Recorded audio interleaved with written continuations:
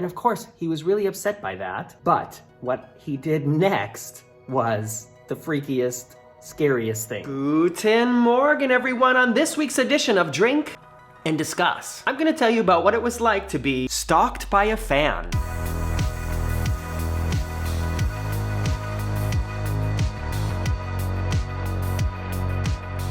Welcome back, everybody. In this week's edition of Mixing It Up, we asked the very important question, will it and tonic? No.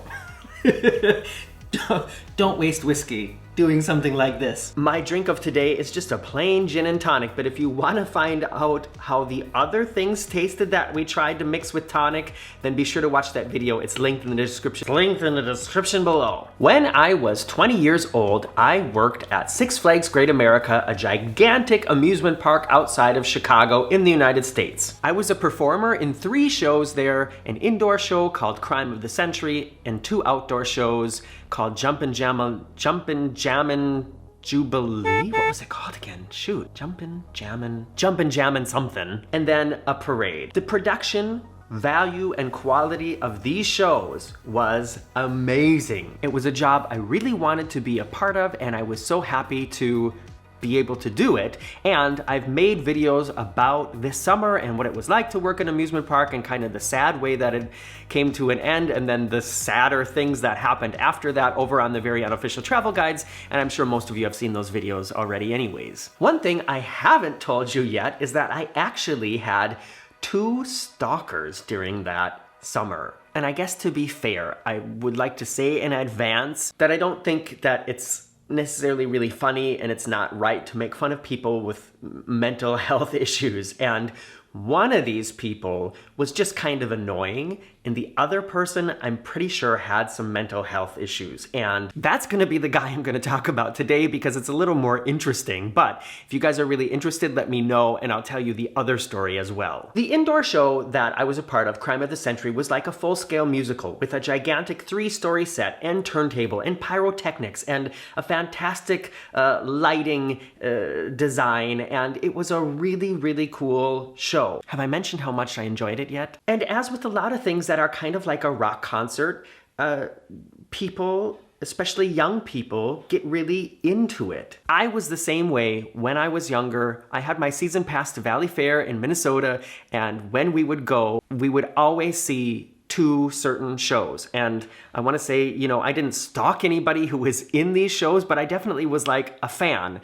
And I'm sure that the people who were in those shows recognized my face because I was there like every week or every 2 weeks. And we had people like that for Crime of the Century as well. People who would come weekly and watch the show, always sitting in the same seat. People who would ask at like the stage door. There was a little door to the dressing rooms on the side of the theater that they could ask one of the ushers if so-and-so could come out. A lot of times it was just people who wanted to compliment us and say, you know, that they're also studying theater or that they also want to work in theme park shows. A wide variety of ages and backgrounds and things like that. And it was cool to get that kind of feedback. People brought us gifts, people baked us cookies and cakes for our birthdays and stuff like that. All that was cool. None of that like went over any kind of boundary.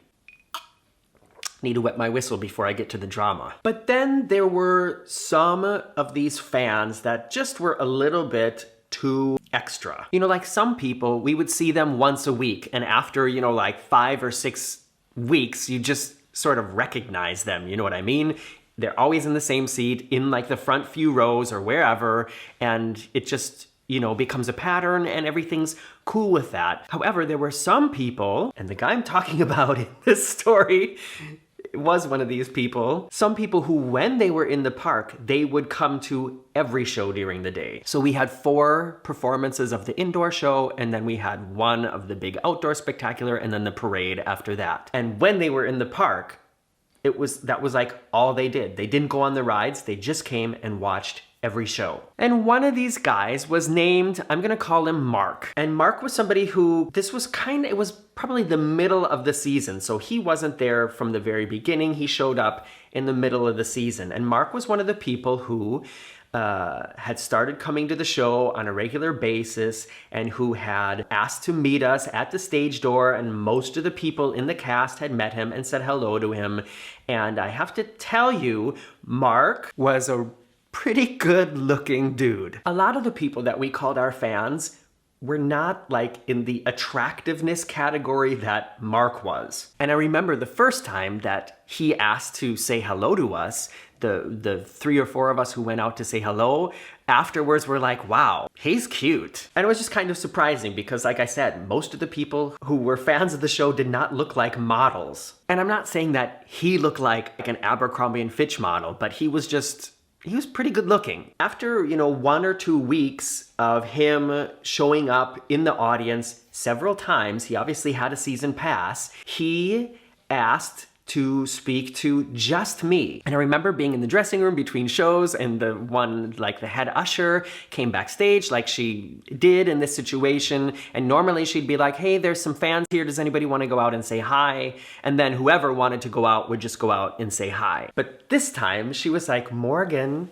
Mark is here and he asked if he could talk to you. And everybody was like, ooh, Morgan's got a fan. The other gay guys in the show were like, dang, he's cute. And I was like, yeah, he wants to talk to me.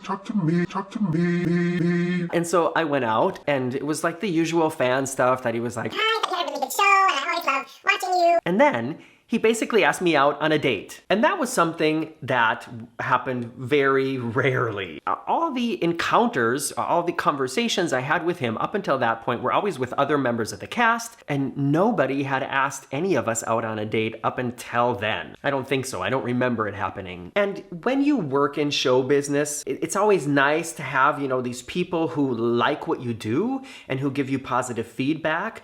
But even at that young age, it felt important to me to keep sort of a distance, because those people, they don't know you. What it is they like is what they see you do on stage, in this perfectly lighted situation with great sound and with makeup on your face and wearing clothes that have been tailored to fit your body. They don't know you. What they know is what you do on stage. And so even at that early age, it felt strange to me to go out with this guy. However, I did. He was cute, and I was single and young, and the other people in the cast kind of pressured me into doing it. In fact, I think I was one of the only single people in that whole cast. And that's why everybody was like, when I went back into the dressing room, and I was like, oh my gosh, you know that Mark guy?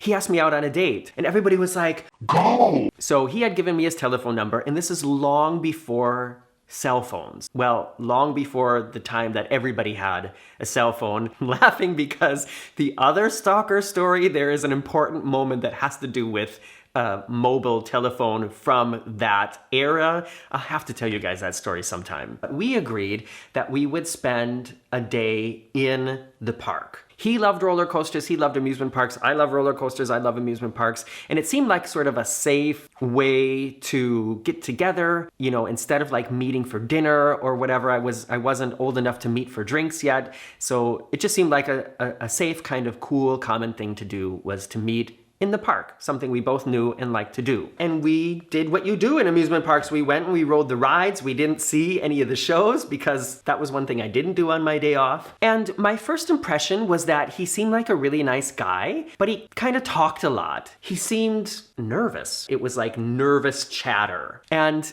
20-year-old Morgan was kind of flattered by that. I was like, oh gosh, he's so nervous around me. Yeah, it's kind of cute, A first date of spending an entire day together, wouldn't recommend it. Let's say that. First date might be, better to just go out for coffee or go out for lunch or go out for drinks or whatever. Maybe on a first date, don't plan to spend an entire day together at an amusement park. I remember there was like one warning bell on that first day when I think back to it, and that is he was like obsessively talking about the show. It wasn't a lot of small talk or, making jokes or talking about the rides. Like every few minutes he was asking me a question about the show, about the other people in the show, about the choreography in the show. In fact, I remember while waiting in line for a roller coaster, he showed me that he had learned some of the choreography in the show, some of the dance steps, just by watching it so many times. And he wanted to sort of impress me with the fact that he could do this part of the show. And so that seemed strange to me, but at the moment it was like the first date, and I was like, okay, well, not a big deal. That day ended with us both, going home, going our separate ways, and that was that. A couple days later, he showed up in the show again. He watched the show. He asked to talk to me backstage, and I came out and I said hello, and I was very friendly, and he asked me if I wanted to go out again. And that time we did go out to dinner. We went to a Chili's. Ooh, Chili's. And yeah, it was nice. And then the third date was another day that we hung out in the park again. This is where I started to realize, okay, I guess I can't really imagine spending a lot more time with this guy because all he wants to talk about is what I do for a living. If I remember correctly, he had stopped going to college. I don't want to say college dropout. That always sounds so dramatic, but he had interrupted his college education, let's say that, and he was working. In fact, I think in the beginning, he wasn't working at all. That changes as the story continues. The thing that led me, like the ultimate thing that led me to decide, okay, you know what, you're good looking and you're, kind of fun to be around, but there's some red flags here that I don't want to be a part of, was he showed me his Whoopi Goldberg autogram collection. He had like a shrine to Whoopi Goldberg, and that's fine. There was like an address that he could write to back then. Like Whoopi Goldberg had like a fan club where you could write in, and he had a couple like personalized autogram pictures from her, which is great. But he told me that he had written Whoopi Goldberg to tell her how happy that she should be for him because he has a boyfriend now, and it's a boyfriend in show business. And he wrote her like a whole letter telling her about me after we had been out on 3 dates. Warning, warning. So that was obviously the time where I decided, all right, this dude, it's not happening. I don't remember exactly how I told him. It probably wasn't the best way. I mean, I was 20 years old. I hadn't really dated before, so it was all kind of new for me anyways. But somehow I communicated to him that I didn't think that I really wanted to go out with him anymore, but that I thought he was a nice guy and good luck. The day after I did that, he came to the park and sat in the front row and watched every show. He also asked the usher after every show if I could come out and say hello. And I told her, oh, can you tell him, that I'm busy or that we have a rehearsal or something? Which she did, and that worked fine for the first day. Then the next day, he was in the theater, in the front row, watching every show and asking between every show if I could come out and say hello. And the head usher got to the point where she's like, Morgan, you need to go out there and talk to him because he's driving us all crazy. So I did. And immediately the situation was really strange. And I was like, hey, what's up? And he's like, I just really needed to see you. And I feel like we had a connection and I don't know what went wrong, but tell me what I need to do so that we can go out again because, I felt really close to you. And I tried to be nice and I was like, it just, doesn't work out for me. But that's, nothing wrong. That doesn't mean there's anything wrong with you or anything wrong with me. It's just, I feel like there's no connection there. And he was like, yeah, but what can I change? What can I change so that there will be a connection? And I was like, nothing, just sorry, dude. That's what it's like. And I gotta go. So, if you want to come watch the show, that's fine. But there is nothing here. So bye. During that summer, I was living with the family of a guy I was going to school with. So this guy was my age and he was gone for the summer. So I was basically sleeping in his room at this family's house and paying them rent. And like I said, nobody had cell phones. So if anybody wanted to get in touch with me, they would call that family's house. That was like, where I lived for the summer. And I guess at some point I had given him my telephone number because when I got home that night, there were like 6 messages on the answering machine from him. And I shared this answering machine with the family. And when I came home, I remember there being a note on the door because I got home, after the mom and dad had gone to bed. And there was a note on my door saying, Morgan, please listen to the answering machine. If there's anything you want to talk about, let us know. And I was like, uh-oh. And yeah, he had left several desperate messages on the answering machine begging me to call him back. And the last one was something like, just so you know, while I was driving home from the park today after, the disappointing message from you, I was thinking about just driving into the divider wall and hoping that my car would crash, and I just wanted to end it all. And I was like, okay, this has escalated very quickly. I mean, what do you do in that situation? I had gone out with this guy like 3 or 4 times, and he had written letters to Whoopi Goldberg to tell her that we're together, and now all of a sudden he's threatening me with suicide if I don't call him back. Not cool, and definitely not any kind of way to get somebody to want to go out with you again. Poor Mark. When I think of it now, I think in that situation, the best thing is probably I should have called and hopefully talked to his parents, because he was living with his parents